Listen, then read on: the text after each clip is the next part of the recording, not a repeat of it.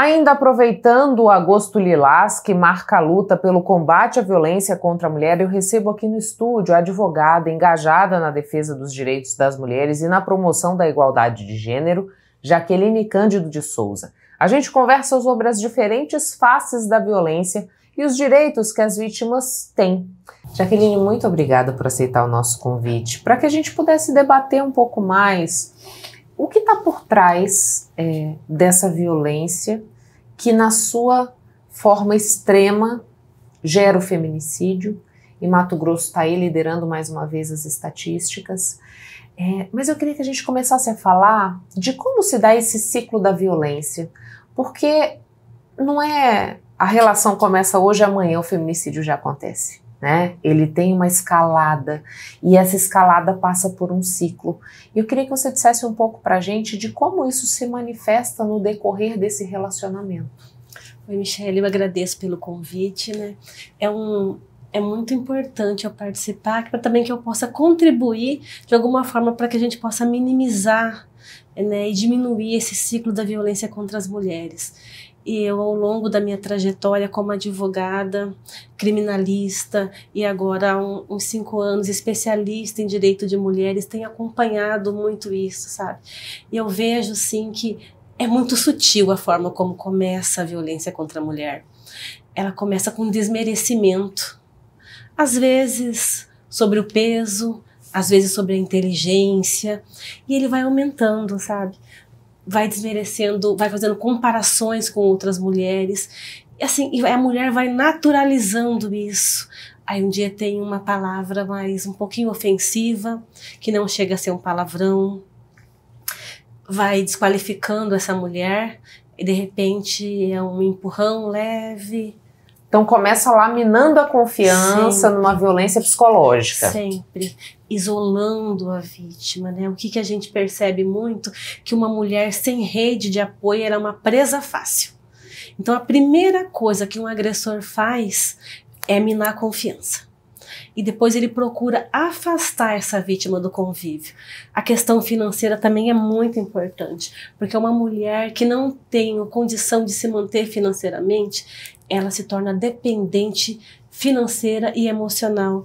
E é impressionante como essas coisas se entrelaçam, sabe? Fala assim, é como aquela história, o que é primeiro, o ovo ou a galinha, a gente não sabe, não dá para saber. Porque a dependência financeira leva à dependência emocional. Por outro lado, a dependência emocional também gera a dependência financeira, porque ela não quer sair daquele convívio, ela tem medo. E depois que a mulher está dependente, tanto emocional quanto financeira, afastada de todas as relações, às vezes até da família. Ela é presa fácil. Aí o homem, né, o agressor, que às vezes também é uma vítima de outras agressões, porque às vezes a gente fala muito, eu não gosto de demonizar o homem, porque eu acho que também pode ser que ele seja vítima. É claro que existem casos de homens que são psicopatas, mas a gente também vê casos em que eles são vítimas. E por isso que eu acho que seria tão importante que esse agressor fosse compulsoriamente, né, determinado que ele fizesse um acompanhamento psiquiátrico e psicológico. A lei já prevê isso? Não tem uma previsão expressa sobre isso. Eu sei que o judiciário tem programas, né, que o homem é obrigado a participar de palestras, mas eu não vejo isso como muito eficaz. Sabe, eu acho que deveria ter imposição. Você vai tratar com o psiquiatra, embora fale assim, mas isso pode, né, obrigar alguém a tratar, mas vai deixar um doente destruindo. Os números de feminicídio estão aumentando cada vez mais. Olha, como parte da pena você passar, ou então faz uma diminuição, né, no sentido de você vai passar por um tratamento psiquiátrico, psicológico, vai ter acompanhamento com assistente social na família. Talvez isso seja uma forma que a gente venha diminuir esses casos, porque está cada vez mais alarmante. Jaqueline, você disse pra gente que há 5 anos você se especializou nessa questão dos direitos das mulheres. Quando a gente olha hoje para o arcabouço legislativo, né, para aquilo que a gente tem como leis que visam proteger essas mulheres, que visam penalizar esses homens, né, É suficiente o que a gente tem? Se não é suficiente, o que ainda falta? Ou se é suficiente, existe ainda uma lacuna no que diz respeito à execução dessa lei vigente? Eu acho que as nossas leis são maravilhosas, né? A começar pela Constituição, que prevê uma série de direitos para as mulheres, né? O direito à vida, à integridade física, à moradia, a dispor do seu corpo. Aí vem a Maria da Penha, que é maravilhosa, que prevê segurança para a mulher.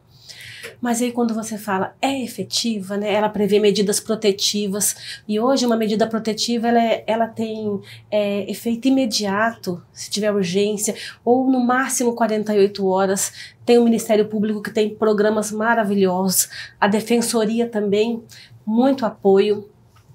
E a gente sabe que a Delegacia Especializada da Mulher está cada vez mais qualificada para atender a mulher.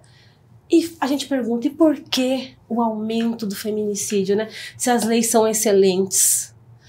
Aí, por outro lado, será que as mulheres conhecem essas leis? Elas sabem de que elas têm toda essa proteção que a lei ampara? Não dá para afirmar com certeza que todas elas saibam dessas leis. Mas a grande maioria tem sim essa ciência.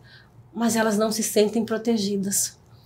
Porque o número de agressores é muito maior do que aquilo que a justiça consegue ofertar de proteção para essas mulheres.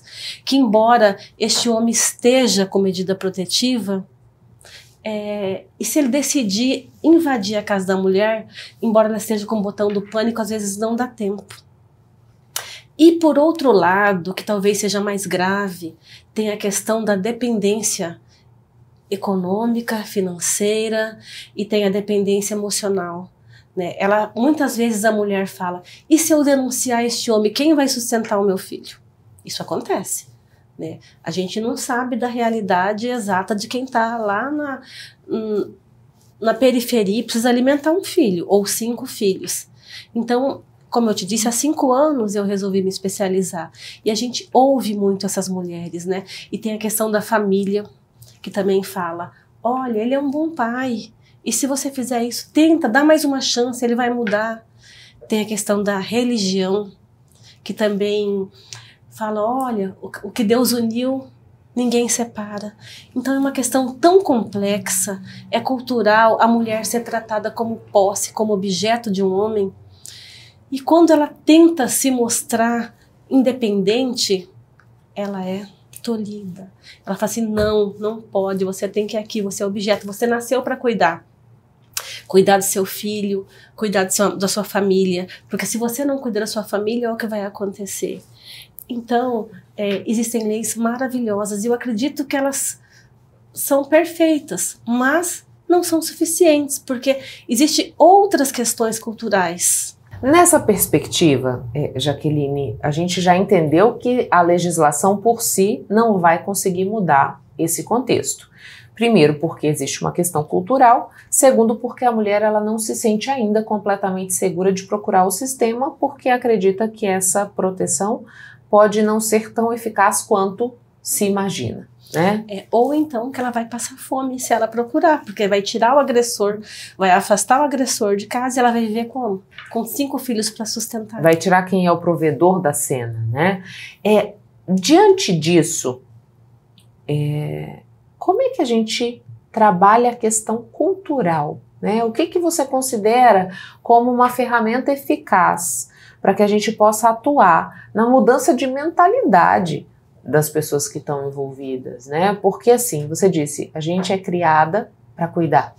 A gente é criada para achar que vai dar jeito naquela solução, naquela situação que muitas vezes não tem solução. Sim. Né? Então, o que seria um caminho viável nesse processo? Uma das coisas é isso que estamos fazendo, sabe? Esse bate-papo, levando conscientização para as mulheres, políticas públicas, sabe? Ir na comunidade, nas escolas, ensinar essas meninas que elas têm que primeiro se qualificar.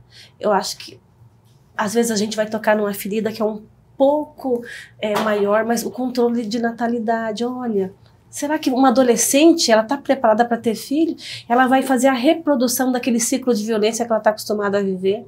Então é ir mesmo na comunidade, a falar com adolescentes, a ensinar desde criança, as meninas e os meninos.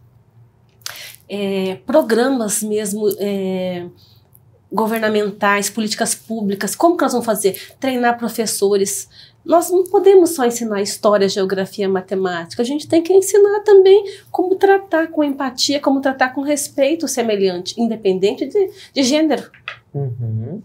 Você falou pra gente que a violência ela tem um ciclo, e que esse ciclo escala, e que na sua máxima expressão nós temos o feminicídio. A mulher, ela enxerga isso? Ela enxerga que essa violência está acontecendo? Nem sempre. E se ela não enxerga, o que faz ela não enxergar isso?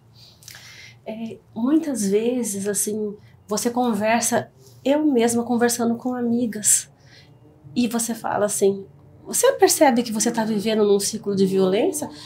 Eu tô falando de pessoas que, às vezes, têm nível superior. São esclarecidas? Sim, elas assim, eu?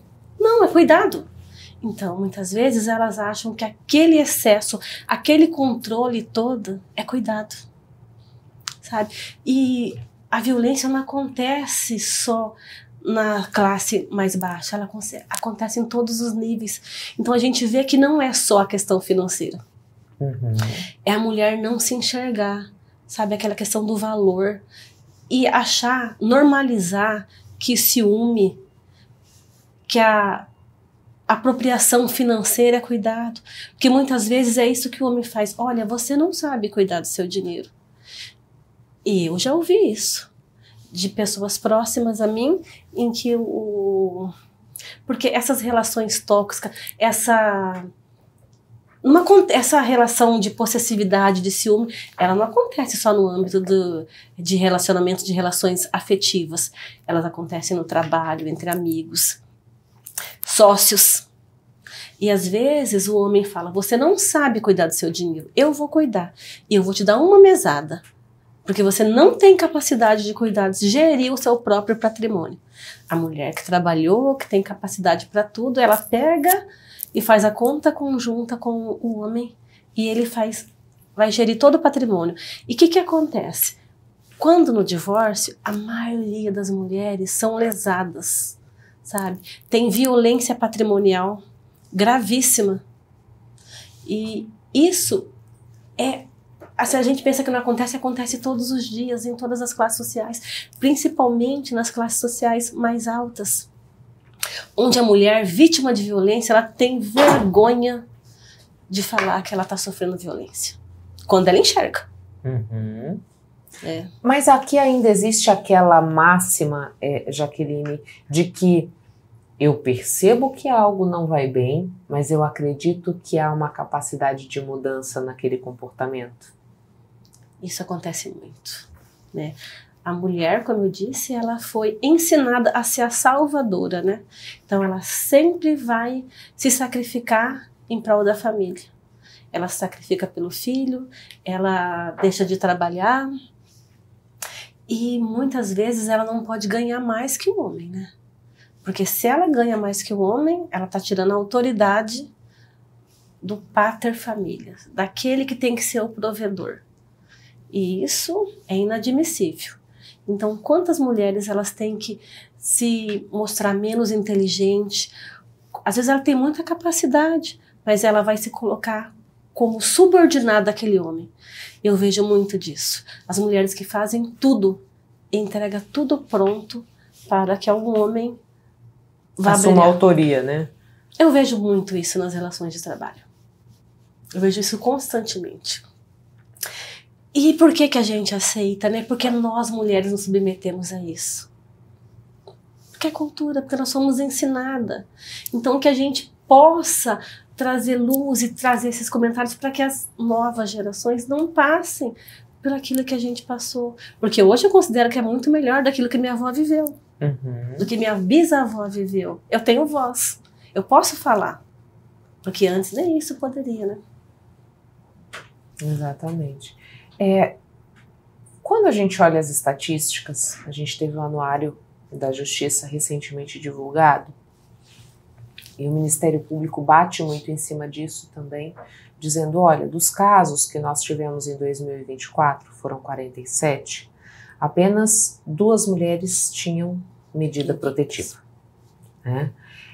Quando a gente pensa na eficácia da medida, qual que é a avaliação que você faz? Eu acho que ajuda muito. A mulher tem que fazer essa solicitação da medida protetiva. Eu sei que em algumas capitais existe uma guarda que vai lá falar com esse agressor, a Patrulha Maria Maria da Penha, e que de uma certa forma já intimida, porque o homem, o agressor, geralmente ele é muito valente com a mulher. Uhum. Quando chega na frente de uma autoridade, ele minimiza aquela agressividade dele. Então eu acho que é muito importante sim registrar, mas é como eu disse, às vezes ela não registra porque quem que vai sustentar? Uhum. Né? Ela tem medo porque tem muita ameaça. Eu ouvia muito quando a Lei Maria da Penha foi implementada, que eles falavam assim, os homens, né, falavam, logo que eu comecei a atuar na área criminal, eles diziam assim, a Lei Maria da Penha veio para prejudicar o homem, então agora a gente tem que matar logo, porque aí a gente vai pegar uma pena mais leve. Né?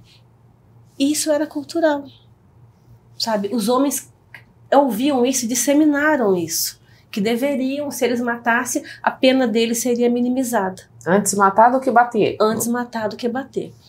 E é isso que a gente está fazendo, é muito importante, é disseminar, sabe, cada vez mais. Olha a importância da Lei Maria da Penha, é importante você pedir sim uma medida protetiva, é importante você falar para sua família, contar com a rede de apoio, é importante a mulher trabalhar para poder se sustentar, estudar, ter a própria autonomia, e sim, ter os filhos que ela pode sustentar. É difícil a gente falar isso, parece que você está colocando o dedo na ferida de alguém que quer ter 10 filhos. Mas e a consequência disso? Né? Você vai conseguir se acontecer alguma coisa? Nem só a violência, se o seu parceiro morre, como vai ser? Sabe? Então, a importância de pedir essa medida protetiva, ela é inegável. Uhum. Sabe? Mas a gente tem que olhar as outras questões. Por que as mulheres não estão pedindo? De repente, passa por aí, sabe, uma avaliação. Como eu disse, política pública. Então, vamos fazer uma investigação? Vamos avaliar? Vamos entrevistar? Por que não houve pedido? Então, de repente, tem que fazer uma campanha que as mulheres possam fazer um tratamento de se livrar da dependência emocional. Uhum. Né? Não sei, televisão, novelas, filmes, isso ajuda. E a gente tem visto esse tema ser abordado em várias frentes, inclusive é o que a gente está fazendo Sim. hoje aqui, né? O teatro, peças que falam sobre a violência contra a mulher. Até temos uma peça com Débora Falabella agora, que é um monólogo, que tinha um prazo de duração, já se estendeu pelo sucesso que fez, que aborda justamente a violência contra as mulheres. E tem uma outra coisa, Jaqueline, que eu acho que é preocupante, que a gente precisa voltar os olhos para isso, é que tem crescido a violência nos relacionamentos entre jovens. Né? As pesquisas já mostram que nunca antes a gente tinha registrado jovens conservadores em uma maior quantidade do que homens mais velhos conservadores. Será que isso explica também esse reflexo que já chega na delegacia do adolescente? Sabe, de que dentro desses relacionamentos amorosos entre jovens a violência tem se feito presente? Eu acho isso é muito importante, essa abordagem, porque o que eu tenho visto, inclusive nas redes sociais, uma clara... É como se fosse assim 2 grupos, os homens e as mulheres, uhum. E começassem, por um lado, falassem feministas e os red pills. Uhum. Então isso tá tomando proporções estratosféricas. Então eu acho que é justamente isso que precisamos. Falar, olha, aqui não existem inimigos. Uhum. Até porque, para que a família seja constituída, é necessário, né? Não somente isso, mas para que um filho nasça é necessário um homem e uma mulher. Ninguém aqui é inimigo. Né? E o que está acontecendo para que esses jovens, né, aonde estamos falhando? Né? Eu sempre pergunto, porque eu sou mãe. Aonde estamos falhando na educação dos filhos? Né? Que a gente não está conseguindo transmitir, né, o respeito à mulher, né, o respeito aos mais velhos, porque a sociedade é o reflexo. de tudo aquilo que a gente está, dessa violência que a gente está vivendo, é das nossas relações, da nossa educação, daquilo que a gente está ensinando. E é preocupante, sim, esses jovens, esse aumento de violência, essa coisa absurda de falar da mulher feminista, né, que a gente tem visto muito isso. Eu acho que é desta forma que a gente vai conseguir, falando, conversando, mostrando e principalmente levando palestras para as escolas. Mostrando que a convivência tem que ser harmônica. Para a gente fechar, Jaqueline, queria que você deixasse uma mensagem, justamente nessa perspectiva de estar assistindo a gente, se reconheceu nas nossas falas, né? Do encorajamento mesmo, para que essa mulher ela busque auxílio para romper esse ciclo. Olha, eu gostaria de falar a todas as mulheres que não se isolem. A rede de apoio é o mais importante para que você consiga romper esse ciclo, tanto da violência emocional, patrimonial, psicológica, física, porque isso vai culminar num feminicídio, né? Ela não retrocede, ela começa sutil. Então, observe os sinais, observe se não está tendo controle excessivo, se não está querendo controlar o seu dinheiro, a sua vida, se afastar, né? E ninguém muda ninguém. A gente só muda a gente quando a gente quer. É muito difícil. Então, eu conclamo que todas as mulheres não aceitem isso, para que vocês possam sobreviver e, se forem mães, verem seus filhos crescer. Porque a pessoa que é violenta, ela só vai aumentando. E isso termina de uma forma muito trágica. Qual é o papel aqui da família e dessa rede de apoio quando percebe a violência? Porque a gente ainda vê aquela máxima de que na briga de marido e mulher ninguém mete a colher. E se isso fosse diferente, talvez essas 47 mulheres que morreram no ano passado, vítimas do feminicídio, pudessem ter um desfecho diferente. Sim. Acho que a principal forma que a família ajuda é observar, é ter empatia e não julgar, é acolher, sabe? E jamais confrontar o agressor, que você pode colocar em risco a vida daquela mulher. Observe, seja empático, converse, ofereça apoio, traga ela para um ambiente seguro para que ela possa falar, acompanhe, né? Agora, óbvio, se você perceber aquela violência, imediatamente denuncie 180, 190, né? Não deixa chegar no feminicídio, mas antes disso é ter empatia e falar, olha, você tem uma rede de apoio, você não está sozinho, estamos juntos. E não deixar ela se isolar. Muito obrigada pelas informações. Eu que agradeço. Intervalo, a gente volta já.